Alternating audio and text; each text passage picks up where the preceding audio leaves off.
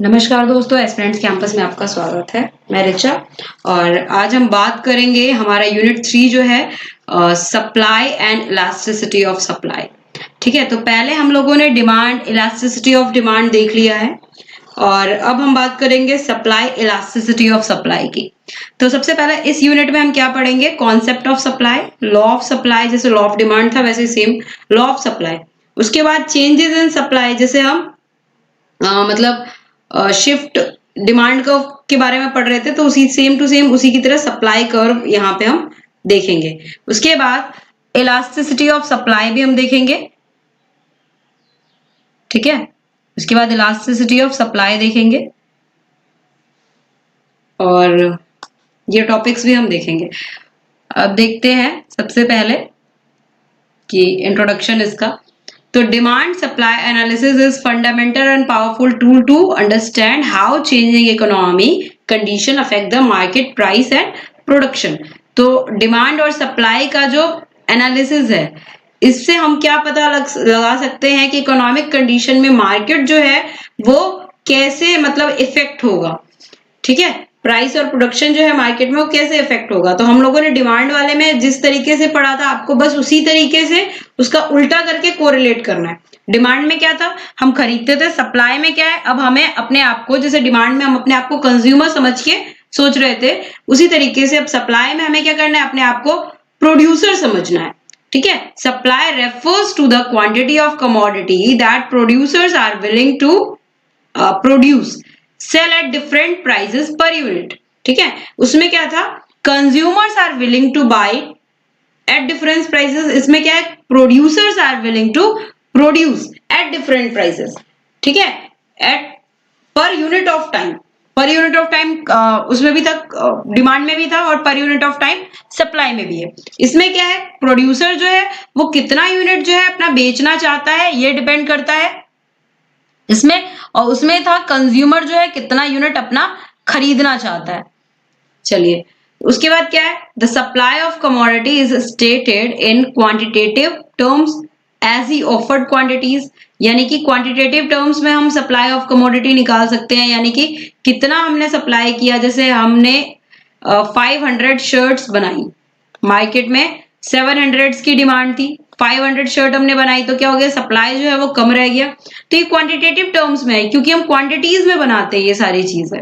Supply of commodities always with reference to price that quantity supplied. मान लीजिए कि हमने जैसे प्रोड्यूसर है, उसने सप्लाई किया 1000 ब्लैंकेट, कितने पे, 500 पर ब्लैंकेट पे।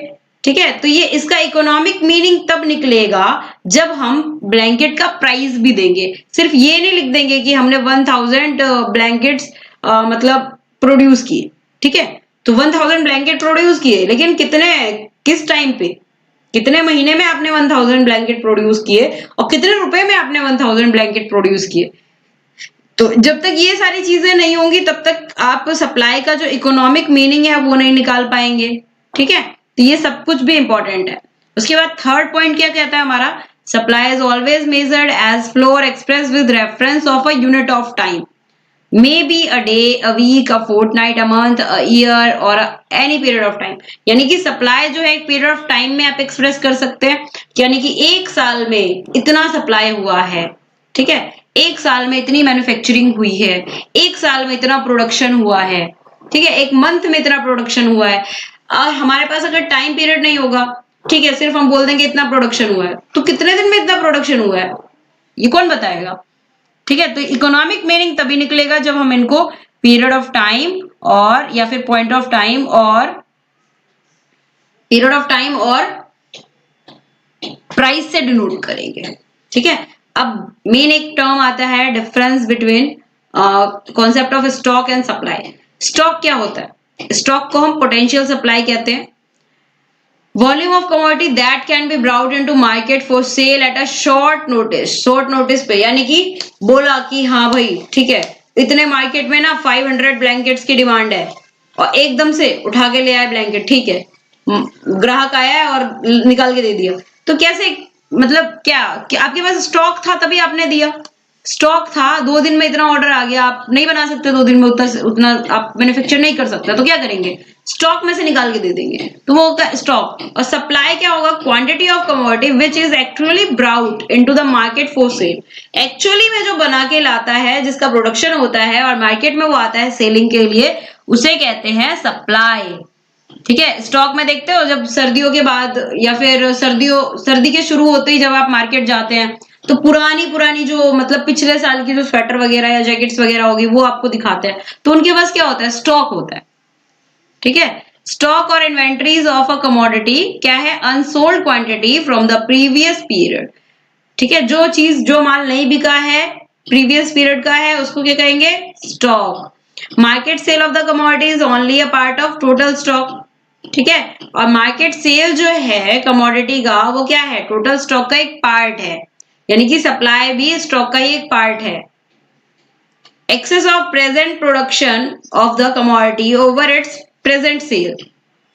Stock of commodity depends mainly upon the production of commodity, the procurement and price of the commodity, storage and transport cost.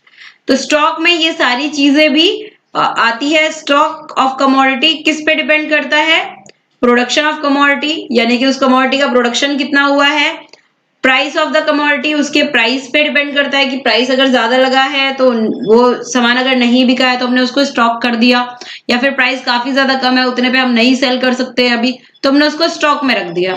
Storage and transport cost in सब पे डिपेंड करता है। सप्लाई ऑफ कमोडिटी किस पे depend करता है, market price पे, उस कमोडिटी के मार्केट प्राइस पे। ठीक है, कि मार्केट प्राइस अगर ठीक है बढ़ा हुआ होगा तो हम ज्यादा सप्लाई करेंगे क्योंकि हमें ज्यादा बेनिफिट होगा, इस तरीके से। Stock has time dimension in different sense, किस किस सेंस में है, ठीक है, कमोडिटी पर वीक मंथ, हमने मतलब एक हफ्ते की सामान जो है वो स्टॉक करके रखा हुआ है इसीलिए। एट अ डेट और मोमेंट ऑफ टाइम, हम स्टॉक्स को किस पे, डेट पे और मोमेंट ऑफ टाइम पे शो कर सकते हैं। और सप्लाई का कोई टाइम नहीं होता, time dimension has a, supply का भी एक टाइम एंड डायमेंशन होता है। We usually say that supply of commodity per day, per week, per month, यानी कि इतने दिन में, इतने मंथ में, इतने हफ्तों में ये जो है सप्लाई हो रहा है। हाईली पर्शिएबल कमोडिटीज जो होते हैं, the stock and supply would almost be the same.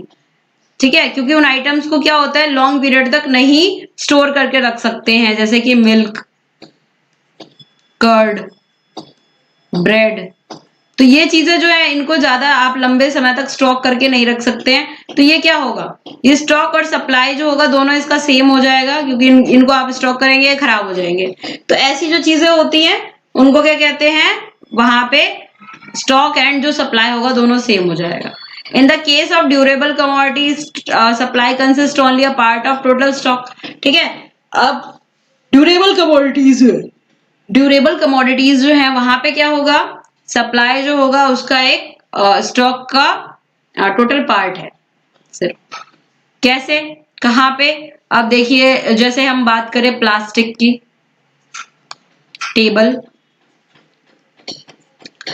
Table chair, ये सारी चीजें क्या है, स्टॉक में रख सकते हैं आप, क्योंकि ये इतनी जल्दी खराब नहीं होंगे। द स्टॉक और inventories enable a firm to meet temporary in unexpected rise in market demand for the product or a sudden fall in the its production। Stock और इन्वेंट्रीज जो होते हैं वो क्या करते हैं, मतलब टेम्पररी में उनका जो डिमांड अनएक्सपेक्टेड हो सकता है, मार्केट डिमांड। ठीक है, और सप्लाई और एक्चुअल मार्केट सेल जो है enable the firm to even earn sale revenue, यानी कि जितना आपने सेल किया उतना आप रेवेन्यू कमा सकते हैं। सप्लाई और एक्चुअल मार्केट में ये चीज है। ठीक है, स्टॉक में आपने रखा और मार्केट में अनएक्सपेक्टेड राइज हो गया प्राइस का, तो उसके बाद क्या हो गया, तो डिमांड जो होगा सडन फॉल हो जाएगा प्रोडक्ट का। ठीक है, तो वो स्टॉक में ही रह जाएगा फिर। Stock of any commodity help in checking severe fluctuations of market price. तो स्टॉक में हम क्या कर सकते हैं, मार्केट प्राइस में फ्लक्चुएशन देख सकते हैं। ठीक है, steep fall in the price of potatoes during bumper crop और steep rise in price of during crop failure. ठीक है, अगर हमने पोटैटो स्टॉक करके रखा है तो हम क्या देखेंगे, फ्लक्चुएशन देखेंगे उसके प्राइस में। Change in quantity supplied during a particular period however depend on the fluctuation in the market of the commodity. तो क्वांटिटी का जो सप्लाई होगा वो चेंज होगा फ्लक्चुएशन पीरियड में, पर्टिकुलर पीरियड में, ठीक है। और यहाँ पे हम ये सारी चीजें देख सकते हैं। डिटर्मिनेंट ऑफ सप्लाई, सप्लाई के डिटर्मिनेंट्स क्या क्या हैं? प्राइस ऑफ कमोडिटी सप्लाई, यानी कि जो प्राइस क्या है कमोडिटी की जो सप्लाई की जा रही है, यानी कि फैक्टर्स डिटरमाइनिंग सप्लाई, ठीक है, सप्लाई ऑफ कमोडिटी। तो price of commodity determined by the force of demand and supply, यानी कि डिमांड और सप्लाई के उस पे फोर्स पे हम डिपेंड करते हैं उसका प्राइस। मान लीजिए हमारे पास सप्लाई काफी कम है, डिमांड काफी ज्यादा है, तो उसका प्राइस इंक्रीज हो सकता है, ठीक है। Any change in the price of commodity exerts an influence on the supply of the commodity. अगर प्राइस में कोई चेंज होगा तो क्या होगा? सप्लाई ऑफ कमोडिटी को इन्फ्लुएंस करेगा। वो प्राइस अगर लो हो गया है तो सप्लाई भी क्या हो जाएगा? कम हो जाएगा उस तरीके से। The higher price of the commodity more profitable the producer supply that commodity, ठीक है। Other things remain unchanged. अब प्राइस जो होगा ज्यादा होगा तो क्या होगा? प्रॉफिट ज्यादा होगा। प्रॉफिट ज्यादा होगा तो सप्लायर क्या सोचेगा? हम उसको ज्यादा सप्लाई करते हैं, ठीक है। बाकी चीजों को यहाँ पे काउंट नहीं किया जाएगा। अब उनके बीच में डायरेक्ट रिलेशनशिप है प्राइस और सप्लाई के बीच में, जैसे प्राइस और डिमांड के बीच में था, उसी तरीके से इसको क्या कहते हैं? लॉ ऑफ सप्लाई कहते हैं, ठीक है। अब दूसरा फैक्टर क्या है? Price of factor of production और cost of production. A rise in price of factor of production, its rises its cost production, यानी कि मान लीजिए कि जिस चीज से हमारा जो सामान है वो बन रहा है, रॉ मटेरियल्स, उसका प्राइस जो अगर बढ़ गया, ठीक है, तो क्या होगा कि कॉस्ट भी बढ़ेगा प्रोडक्शन का, लोअर प्रॉफिट लो होगा, assuming that receipts from sale remains unchanged. A rise in cost of production of a commodity discourage the production, यानी कि प्रोडक्शन को डिस्करेज कर देगा। बाकी रॉ मटेरियल्स का प्राइस बढ़ गया, लेबर चार्ज बढ़ गया, तो क्या करेगा? प्रॉफिट ही नहीं हो रहा है भैया, तो क्या करें? नहीं कर सकते हैं ज्यादा प्रोडक्शन हम, ठीक है। तो क्या होगा? तो उसका जो सप्लाई है वो क्या हो जाएगा? फॉल हो जाएगा। A fallen cost of production of a commodity increases production of supply, और अगर कॉस्ट ऑफ प्रोडक्शन घट जाता है तो सप्लाई क्या हो जाएगा? सप्लाई ऑफ प्रोडक्शन इंक्रीज हो जाएगा। सिंपल सी बात है यहाँ पे, ठीक है। अगर कॉस्ट ऑफ प्रोडक्शन बढ़ेगा तो सप्लाई जो होगा वो कम हो जाएगा, कॉस्ट ऑफ प्रोडक्शन घटेगा तो सप्लाई जो होगा वो बढ़ जाएगा। A change in price of one factor of production will cause change in the relative profitability of producing different commodities, ठीक है। अब यहाँ पे क्या होगा?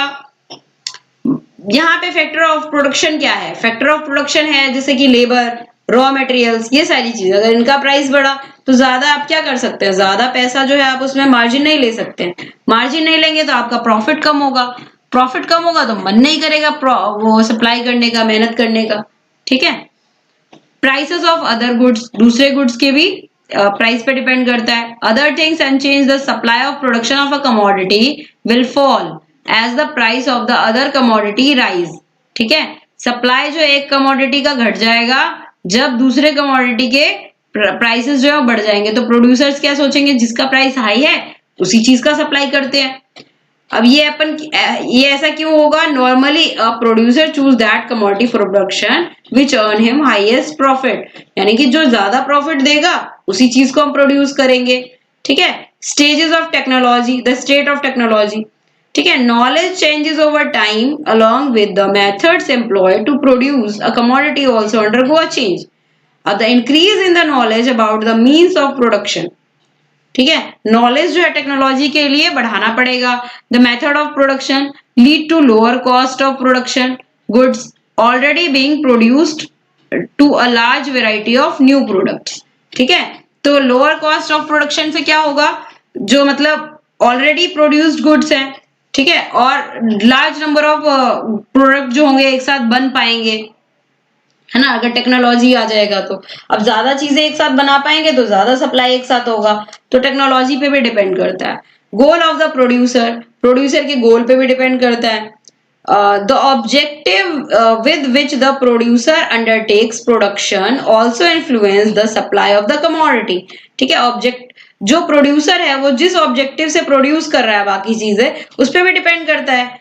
The goal of the producer may be maximize total profit, ठीक है, maximize sale, the capture the market in the long run, तो प्रोड्यूसर के गोल पे भी डिपेंड करता है कि कितना ज्यादा प्रॉफिट वो लेना चाह रहा है और कितना ज्यादा मतलब उसका क्या गोल है, कितना सप्लाई करने का है। अगर वो ज्यादा मतलब ध्यान देगा, अच्छे से ज्यादा सप्लाई कर पाएगा तो प्रॉफिट भी ज्यादा होगा। तो वो उसके प्रोड्यूसर के गोल पे डिपेंड करता है। दूसरे कौन कौन से फैक्टर्स हैं? Other factor, there can be many other factors influencing supply. जैसे expected change in government policy में अगर चेंज आ गया, फियर ऑफ वॉर का फियर होगा। जैसे हमने सप्लाई तो कर दिया यार, प्रोड्यूस कर दिया, लड़ाई वड़ाई स्टार्ट हो गई, फिर क्या करेंगे? हमारा सामान सारा खराब हो जाएगा। Unexpected climatic condition, expected change in prices, growing inequalities of income influencing, यानी कि इनकम में इनइक्वालिटीज, लोगों की इनकम सबकी सब बराबर नहीं होती है ना। The demand of particular types of goods hence making them more profitable to produce. ठीक है, अलग अलग पर्टिकुलर टाइप की जो गुड्स होगी उनकी डिमांड होगी तो क्या होगा? प्रॉफिटेबल होगा प्रोड्यूस करना, अगर डिमांड ज्यादा होगी तो। ठीक है, अब क्या है? It is difficult to us to analyze effect of simultaneous change in all factors which influence the supply of commodity. Therefore, normally we think of a situation where one of the factor influencing supply chain assuming other factors are unchanged. यानी कि एक factor अगर जहां पे supply change हो रहा है तो दूसरे फैक्टर्स जो है उनको हमें अनचेंज्ड अज्यूम करना पड़ेगा।